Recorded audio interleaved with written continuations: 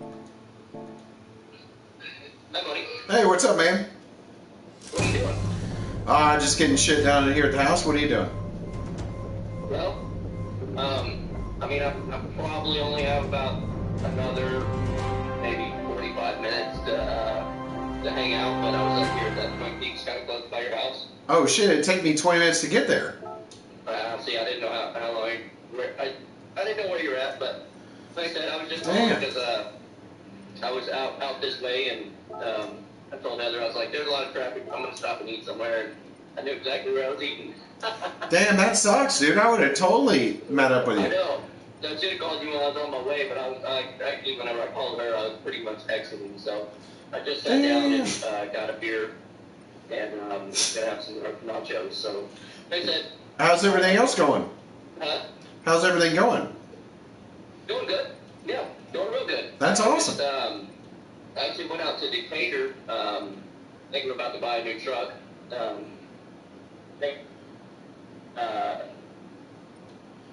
We went and looked at it Saturday, and then I went back again today and do like a second test drive and looked at it. Yeah, might be driving it home Thursday. We'll see. That's awesome, dude. Yeah, I mean, I'm not excited about payments again. I had that payments in about a year and a half, but you know, one of those things. Sometimes you just gotta get back into it. I agree 100%, dude. Sometimes you just gotta do it. Yeah, so, you know, we want to like go and you know, like go camping and stuff, and you know, I got my big diesel, but that's a work truck, you know. Yeah. That's not a family truck, so. But this truck's actually gonna be for Heather. I'm gonna start driving her Jeep, Yeah.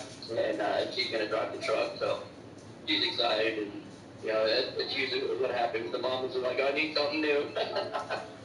Yeah, it's usually the way it works, you know. But that's cool. But I mean, her Jeep's paid for. I mean, everything God's paid for. So, you know, buying a truck a little more expensive than I was looking for. But man, these days trucks are freaking expensive, dude, and hard to get at a good deal. Well, here's the thing. You're not gonna find used car market's nuts because used cars or new cars aren't. They're not making them right now. So you've got all kinds of. What's that? That's it. Right. Right. Yeah. So you've got all kinds of. The used market's just nuts. You know. Yeah. I mean, looking at cars. I mean, they're not staying but for like 40 days maybe. Yeah. That's like not a lot for used cars. No, because you can't get new cars. That's the shitty thing about it. You know. It's a hard deal. Well. Yeah, I know. I just bought a used truck and I'm gonna put an LS3 in it and just say fuck it. You know. Nice. Yeah. Nice. It's just easy. I think this might have the LS3. It's a 17 V8. Yeah. I think that is the LS3. I don't get me the line. I don't know. Motors in it, but I know it's a big V8 in it. Don't get me the line. What's that? I said don't get me the line. I don't know. I don't know how. I don't see that I'm buying it, but I know. I mean, it's not their big 6.0 or nothing. That's in their HD. Yeah. Yeah, we were looking at something newer, but I've heard that their 8-speed transmissions are having like major problems with them. Yeah. So we went down a few years with the 6-speed transmissions. And I told Heather, I was like, you know, this is one of those that's so new and expensive, we'll just have to get an extended warranty, you know? Yeah. The other warranty runs out. That's Yeah. just with these new trucks, what's smart to do. Yeah. Yeah, man, every time I'm close by, I always give you a call. That way, if you're close by, you can come up.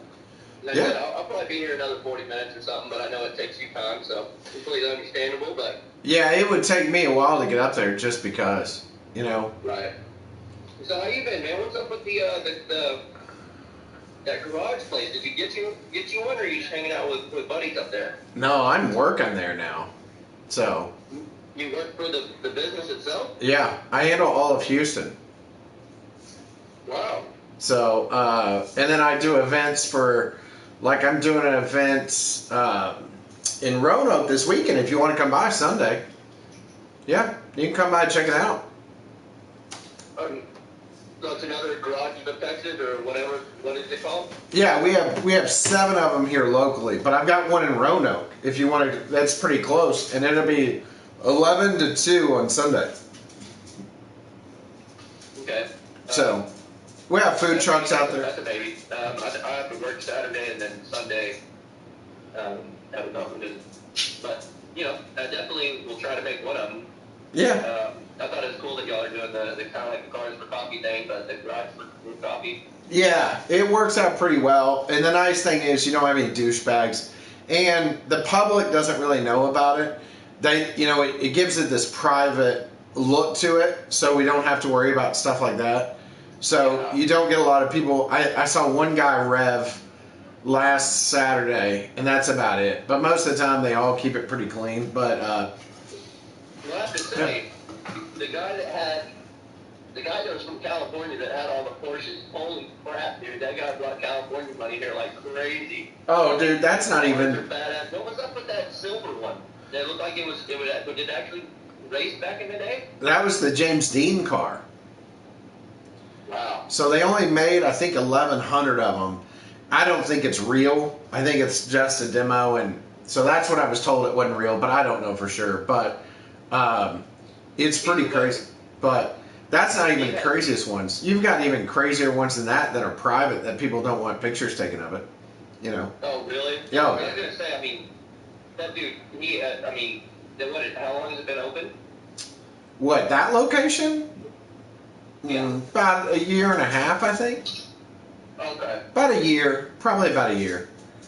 Yeah. Either way, to have your garage that set up in a year, that is, Oh, dude, there's one garage in Dallas that guy spent $400,000 on build out. Wow. And he owns 5 of those garages. Wow. Yeah. So anyone that buys one of those, you're talking around $200,000 for the garage. So And that's a shell. that's just a shell, and then you do whatever you want. So, and those guys just go ballistic. And that's what I was gonna say. If you're around Sunday, you can bring the kiddos out. We're gonna have food truck and all that. But it's family friendly. We'll have a bunch of Ferraris out there and stuff. But we'll have a bunch of those open so you can walk through them. So it'd be similar to what I posted, but it'd just be in Roanoke. What was up with that rim? Is that a mobile rim company? Yeah, so my buddy owns this company that they fix wheels in the back of that truck. And wow. that's one of my Ferrari wheels that got jacked up. And he said, well, give it to me. Let me see what I can do with it. I'm like, sure, it's jacked up anyway. And then he fixed it. And it looks amazing. It amazes me how they can fix those aluminum rims. Yeah, and it's... My buddy with just damn near a taco rim. And it was just like, it was insane. It was fixed. I was like, what the hell? I thought that was, scrap metal. Yeah. It's absolutely crazy, but very, very cool. It's just impressive how that thing works, and they can fix a wheel usually in 10 minutes. Really? Yeah. And then the weird part is, if it's a new wheel that they don't have, that thing saves wheels in a memory bank. So oh, nice. If it has the wheel already in there, it's 4 minutes, depending on how bad it is. And then if it doesn't have it, it's about 10 minutes. Well, yeah, so up at Carvana where I work, they do wheels in-house. Yeah. And same thing, man. They pump out, because so many people curb check rims and then they're all scuffed up. Yeah. So they're not like majorly damaged, but they're just, curb check. Dude, I will have him. If you ever want to, I'll have him stop by there sometime and you can see it. And I'll just have him stop by with the truck and you can look at it. But when he told me about it, I was like, I just don't see it, man. And he's a smart guy, 2 master's degree. Do you ever remember the heavy company called Mango and Six off of 114? Like they sell cranes and tractors and stuff like that. I don't know. Anyway, he started that, and they had 12 locations across North America. Whoa. Yeah, and then he sold that, and then now he started 2 other companies, and this is one of them. But he was like, he's a good friend of mine, and he said, I don't understand how all this works, but I've seen it work. He was like, and this is about 2 months ago, and he said, why don't you come by and look at it and see what you think? I said, Jim, it's like snake oil. I said, I haven't seen it, but that's what it seems like. He said, okay, well, come by and let's look at it. So I went and looked at it, and I'm like, oh my gosh. When you watch it fix a wheel, I was just sitting there with my jaw on the ground. I was like, you've got to be kidding me. So does it add aluminum? No. So what it does is you basically... is it Bondo? No, it's no Bondo at all. It goes down to 1/10 of a millimeter to basically take out the road rash. They repaint it, re-clear it, and all that. So, yeah. That's pretty cool, man. Yeah, I was watching the videos of it working. I was like, damn, because I haven't been in the shop at Carvana that does the wheels. It's actually, they have a shop on the spot, but they're technically, they're called a sublet, an external wheels. Yeah, they subcontract it out. Yeah, but they're like, they have a spot on the lot, where they do it all the time. Yeah, this is the craziest thing I've ever seen, and it's so nuts. When you run your finger across it, it feels like a CD. Like, you can't ever tell where it was cut. It's so smooth. And that's why I said this video doesn't do it justice, because I even closed my eyes trying to find a ridge, and there's no ridge. I mean, it's just... And you just scratch your head and you're like, this thing is that accurate. You know what I mean? Yeah. It's just insane. Yeah, Mercedes dealership in Plano bought 2 of them from him. But he's the distributor, but... Yeah. No, he's the distributor. North American distributor, but... and he's such a good guy, dude. I mean, like... here's the funny thing. There's not too many people, if they called me and say, hey, I have this idea, I need $100,000 by tomorrow. With him, I'd be like, okay, I'll get it for you. Like, he researches everything, and he is just, just when you talk to him, he's just off the charts. You know what I mean?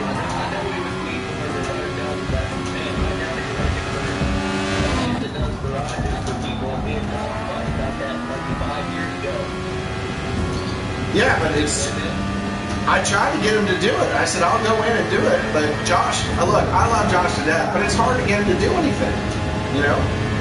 I love him to death. But I'm like a year and a half, he keeps saying, I'll come over, I'll fix 2 tiles that are cracked. That's been a year and a half, and it's just 2 tiles. I'm like, Josh, this is all I need. I'll pay you. I'm not asking for anything for free. I'll pay you. Okay, I'll come over there next week. I just have 2 tiles that are broken. I need to replace in my kitchen. And that's it. That's all I need. But I get it. He's busy, and when he comes home, he's not, he wants to get away from work. I get that. Nothing wrong with that. So.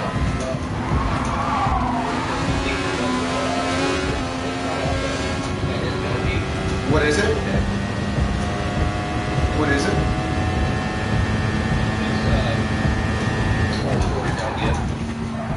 Oh, we talked about this. Yeah, like a Jeep place, and then it's near trails, and then the guys work on it and stuff.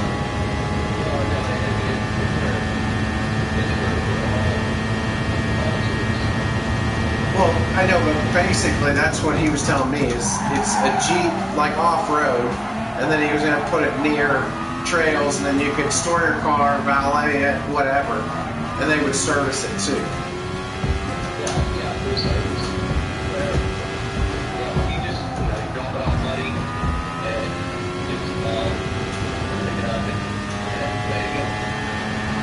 I just, you better find, Marshall Creek, when it was up, and that would have been the place to do it. Is it really? But it's smaller than it was, isn't it?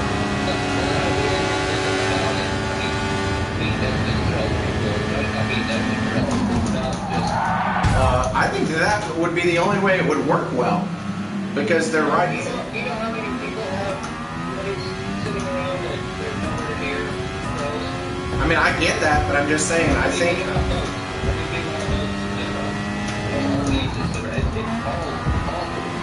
I get that, but what I'm telling you is you could sell out faster if it was closer to something that you own. Yeah. Because getting it away from everything, I don't. You're going to reach a point to where you're limited by mileage, and then people are like, is it worth it? And then you're going to have to figure cost per square foot in the market you're in. I mean, there's a lot of variables there, you know.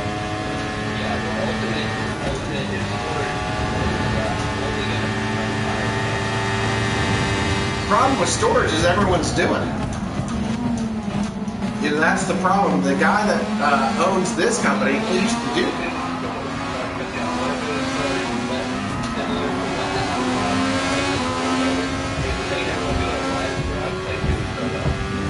I don't understand the question. What do you mean?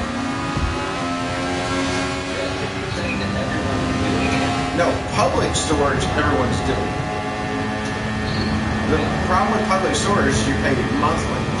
So the gentleman that owns Garage in Texas used to do it. He got out of it because everywhere he goes, there's public storage now. So he said you can't, even time you find a site, when you go down to the city, someone's already got a permit in to build there. He was like, so what separates you? You got to have a niche in any market. And he said, I couldn't make any money. So then this came along, and it was completely different. There was nothing else. And we had a niche. So that's why we did it. But, I mean, that's just my 2 cents. I think I'd be more willing to do it if it was next to something. And I think, honestly, you could do something where you could do at least a buy on the land, keep the square footage down, per square foot down, price-wise, and you could do well with it. You know, especially with the razors and all that. But it's just, you just got, I mean, you're going to have to do civil engineering. What's that going to cost depending on where you're at? Then you're going to have to get architectural plans. I mean, it's not cheap. It's not like you just throw up a building, especially if it's in a city limits where it's incorporated. You are screwed. You know? Because then you're going to have to pay $50,000 to $75,000 just for a traffic plan from the city. Traffic input plan. I mean, it's crazy. So, but no, I think it's a great idea. I just think that it's it's location. You know?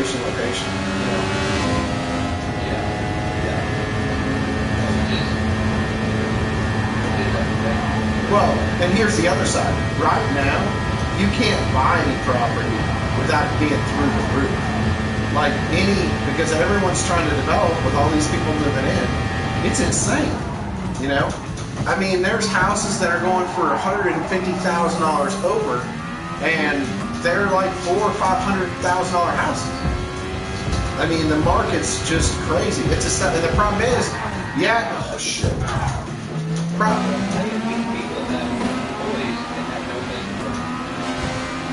Like, I get.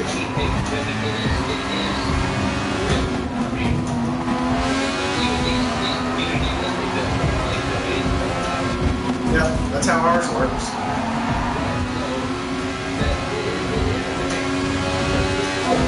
I'm not saying there isn't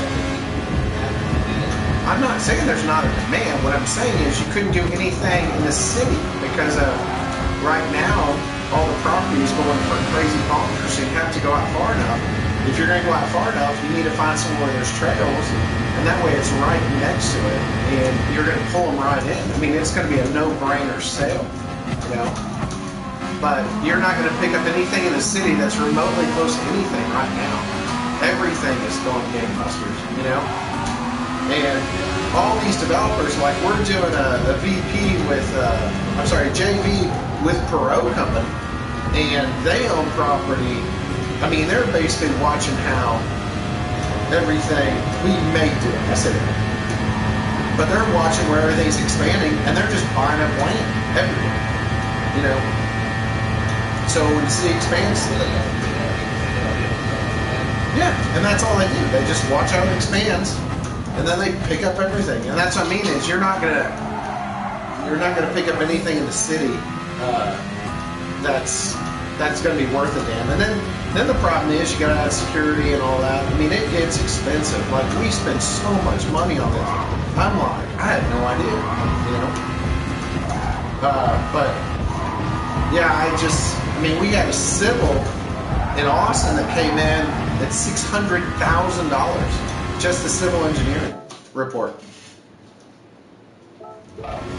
Yeah. So even if you had a couple million, how are you going to build now? You know what I mean? So, no, I work for it. I handle Houston. I handle Houston market, and then I also do help, like I'm doing the event in Roanoke. So, how? Yeah. What do you mean? I've got 2 sets down there. And I know more people in Houston. The sad part is I know more people in Houston than they do when it comes to that kind of clientele. You know, I mean, hell, the general manager at Ferrari of Houston's a friend of mine. And I go in there, he's like, man, just tell me next time you're in town, let's go get lunch or whatever. Those guys couldn't even get past the receptionist. That's the advantage that I have, the connections, because I can get cars out to events and create a buzz. Man, look, here's the crazy thing. Those guys were there for 2 years, Philip, and never had any social media platform. I'm like, what? What are you doing? But you don't know what you don't know. That's all I can say. So. Well, and you have to, like, just show people, bring certain cars, and people see it, and attract their eyes, and find out how you can put it in those places there.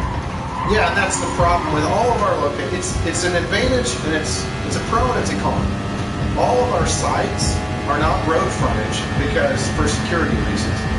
And the other problem is anything road frontage is going to be more expensive real estate. So ours is always off. It's in a main area, so it's made. Well, there's major crossroads there, but you could drive past them and never even know.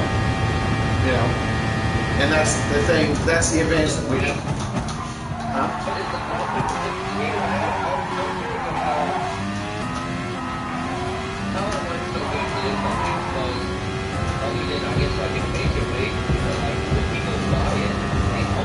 Yeah.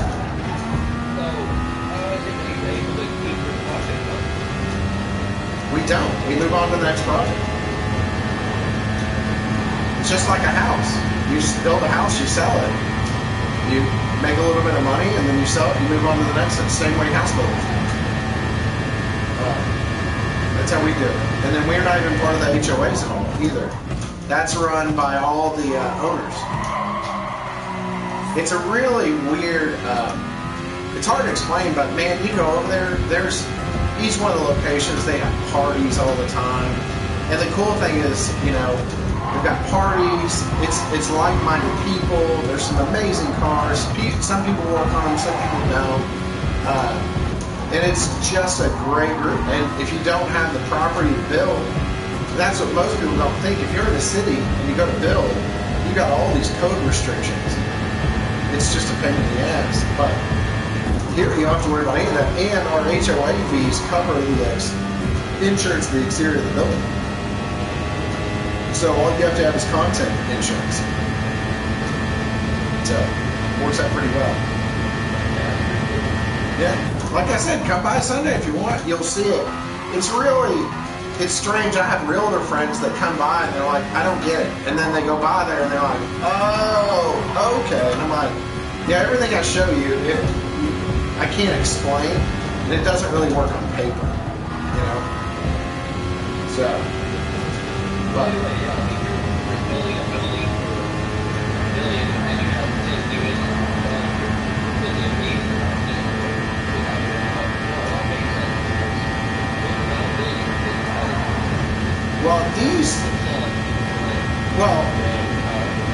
But here's the thing, these aren't metal buildings. I mean, they're concrete on the corners and stuff like that, and then they're sheetrock. Every one of them comes with a mezzanine. Every one of them has an air conditioner and heater, so basically when you go in, it's already sheetrocked and everything. You just go get a contractor in there and paint it and deck it out. So, and they're pretty well installed. Yep. And it's funny is, because the city, you couldn't classify that as an elevator, it's classified as a lift. Yeah. So, but there's all kinds of little tricks to get around code and stuff like that. I mean, it's just what it is. You know. But it's crazy. I mean, it's really wild to see. That's why I was telling people, I'm like, I did a walkthrough last week on a couple in Roanoke, and they were, first thing they said was like, these, how much are they? I showed them a site map, and they're like, these are a house, and they're like, this is so much more expensive than I thought it was. I'm like, yeah, they're not cheap. And then of course I start showing them all the stuff it comes with, and they're like, okay, what size do we need? They start measuring and stuff like that. And then I said, why don't you come out to our event on Saturday and you can see what some of the people do? Because we have a bunch of build outs going on in Roanoke right now. And they said, okay. So they came out, and you ought to see them. They were just like, oh my gosh, how much money are these people dumping on build out? And I said, a lot. So are a lot of people actually working, doing business out of, or are they really just, rich people that are storing their fancy cars? I mean, you have people that do remote offices. So they'll use the mezzanine for a remote office, work upstairs, and then it's just, you have some people that put RVs. I have a guy in Houston that bought 2 of them to store his $1 million RV and his other cars. And then, a lot of guys, I would say probably, I know 3 in Roanoke that work out of their garage because it gets them out of the house. And then I've got some guys in Dallas that work out. But it's just, especially if you own your own business, it's nice to get away from the house because it's nice to have a change of view, Yeah, well, and if you have that job as your office, that's some sort of tax benefit, I'm sure. I mean, usually the companies will buy them, and then the companies own them, and then you can write it off. I mean, and that's the difference. If you're going to do a building, you're going to pay rent on this office building. Well, why not just do this and own it? And that way you've got real estate. It's always liquid. You can do so much with it, So it's just, like I said, I always tell people, I'm like, look, if it doesn't make any sense, just come out, take a look, and it'll click. And it's really...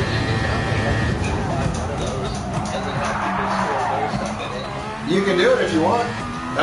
So you can sublease it if you want to. It's a minimum of a 1-year agreement, 1-year lease. It has to be approved by the HOA. That way we don't have like gunpowder and stuff like that. And you can only sublease to one person at a time. But other than that, yeah, you can do it and have it paid for. What? Well, yeah, I mean, you wouldn't. And we do that just because so there's no issues. There's a lot of things.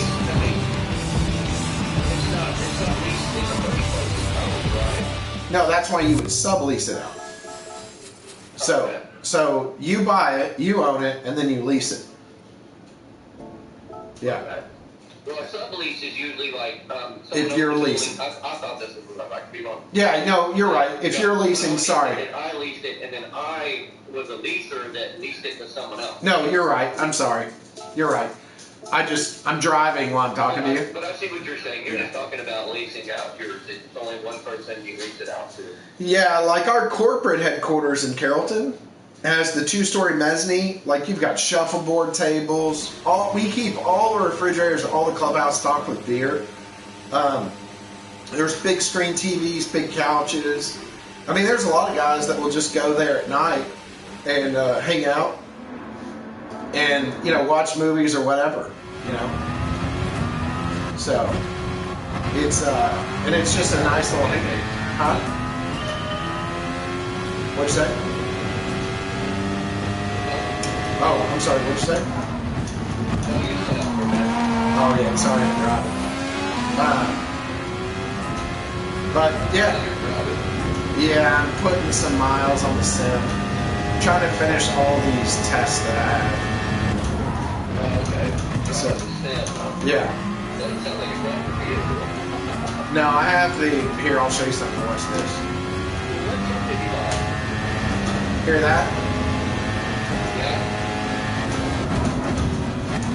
There you go. Oh, that's fun. Recovered. So what truck did you buy? '06 Chevrolet Silverado, single cab. Nice. Yeah, what kind of those box run originally came Mine just got a 6-cylinder. I just got a. It was already leveled out. It's a cool color. It's a really clean truck, and it's got torque thrust wheels on it. It's a manual, which I thought, well, you know, I'm getting rid of my other manual. Might as well have a manual truck, and I don't like it as much as I thought I would. So I'm making it automatic and put an LS3 in it. So, but it's. That's really easy to do because you already have really well, the BCMs have to be changed. I have to put a 4-core radiator in it. I have to change the drive shaft. But I mean, yeah, it's not that bad. Motor mounts are the same.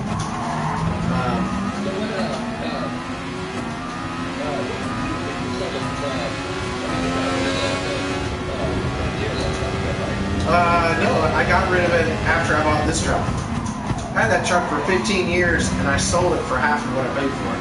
And I only paid $4,000 for it. Yeah. So. Yeah, I drove 15 years for $2,000. Pretty good deal. Yeah, this one I've only got 7 in, and honestly, I'm working out a deal with the motor, so I won't have anything in the motor.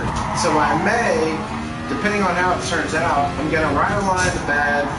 I'm gonna do some other stuff, like I've converted everything to LEDs, put Apple CarPlay in it, I soundproofed it, power doors, power windows, and backup cameras, all that. And then I put a crazy. The cool thing is you got to see the sound system because there's no room in those, and there's nothing behind the seats, and it just sounds so crazy. It turned out a lot better than I thought it would, but it's a great little truck. I may just flip it, I don't know, but it'll be around 550 horsepower. But I'll have a dial so you can dial it up or down.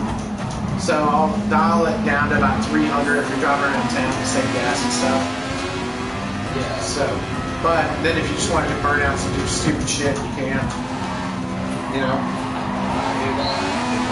And then I've designed a system. I don't know if it's gonna work. It's a traction control system for that truck, and I've got to build it, but I've never seen anything like it, so I'm gonna see how that works. So we'll see. I talked to you about this a long time ago, and I need your help with it. My 1996 Cherokee has a factory alarm. It was easy to remove, but I tried, and then I just, with the key fob, and then once I unplugged it, would actually, the truck would start.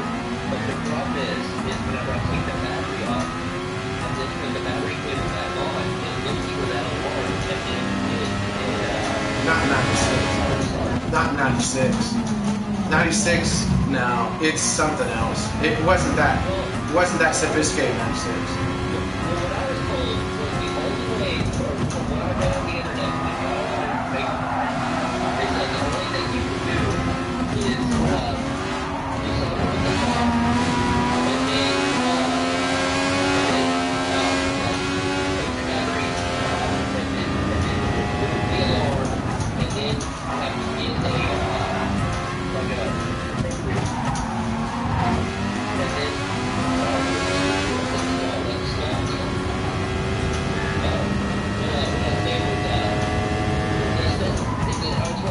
by your brain, like what you think. They said that I have to disarm it, and then I have to, take the battery off, and then I have to pull the alarm system, and then I have to get a computer from another Cherokee that didn't have it, and swap computers. Yeah, send me a picture of that remote, because that doesn't make any sense to me at all. Send me a picture of that remote.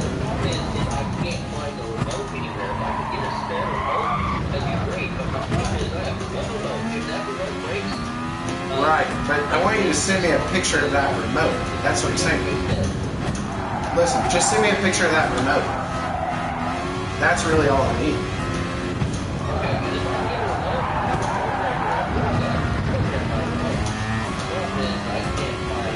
Just send me a picture of that remote, because I don't remember in '96 them being that complicated at all. As many as I've done, I don't ever remember anything like that.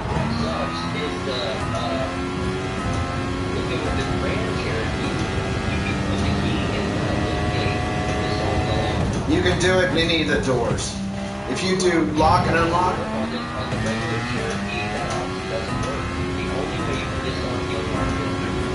No, listen. On the Grand Cherokees, you can do it on any door. Any door will disarm. Well, you have a factory arm and a factory disarm. So, easiest way to do it, you can go in and find those wires and then just disarm the alarm from there. It's not that hard at all. That's what I'm saying. Why? Wait, this makes no sense. I thought you said it was in the computer. How are you disconnecting if it's in the computer?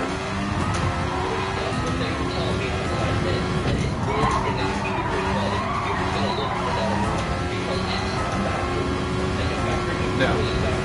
It's not even a data bus. It's 30. Yeah. Okay. Let me try this again. You said you disconnected the alarm, right? But then you said it was in the computer. So if you... Okay.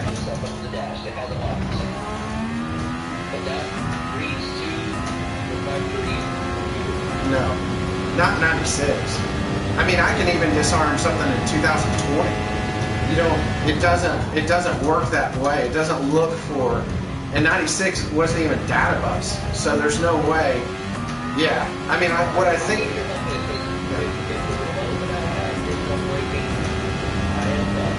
Yeah, send me a picture of the remote. Okay. Yeah. One problem that some that the remote sold, the backside that has the phone number. Oh, I don't care. Just send me a picture of the remote. Yeah, the face of the remote. And that's really all I need to see, and I can kind of tell you where to go from there. But yeah, that doesn't make it. Right. Yeah, I just need to see a picture of it, though.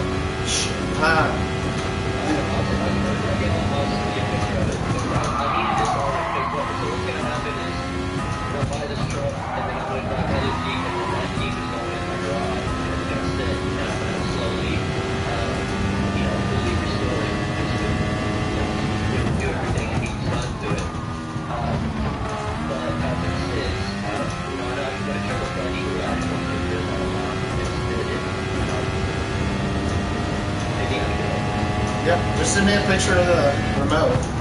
But what it sounds like to me is someone figured out a way to do something and it worked for them, but it doesn't mean it's the easiest way.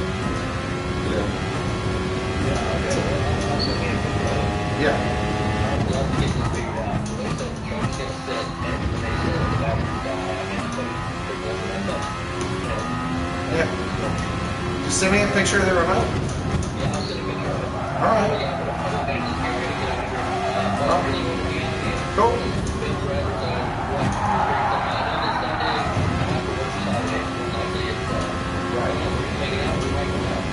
All right, just let me know. No problem at all. All right, bud. All right.